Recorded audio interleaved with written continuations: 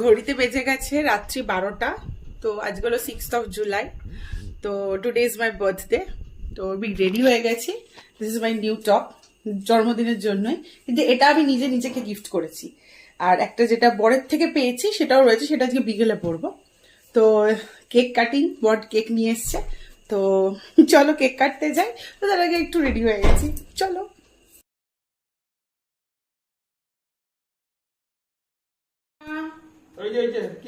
Happy birthday to you.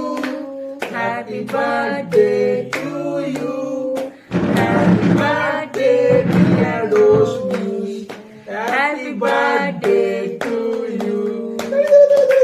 Cake cutting এর পর বরের সাথে একটু ন্যাকামো না করলে জন্মদিনটা ঠিক জন্মদিনের মতো লাগছিল না। তো যাই হোক, কেক কাটিং এর পর করে নিলাম একটু ন্যাকামো।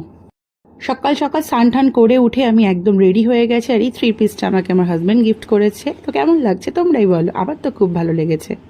আর ওদিকে আমার শাশুড়ি আমার জন্য অনেক কিছু প্রিপারেশন করে ফেলেছে। চলো দেখি কি করেছে। এখানে ছিল পাবদা মাছ, তারপরে ছিল হলো শাক ভাজা, চাটনি, ভাজাভুজি, মাছ, ডাল, কাটা দিয়ে ডাল, যেটা আমার খুব ফেভারিট।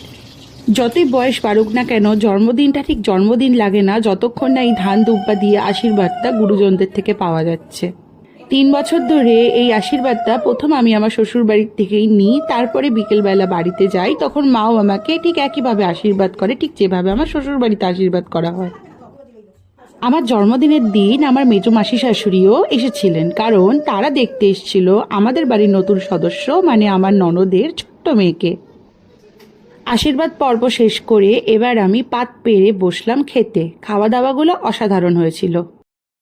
বিকেলবেলা বাড়িতে চলে এলাম, আর এখানে ভাই বোনও কেক নিয়ে একদম ready. Happy birthday to you. Happy birthday to you. Happy birthday dear Sonadi.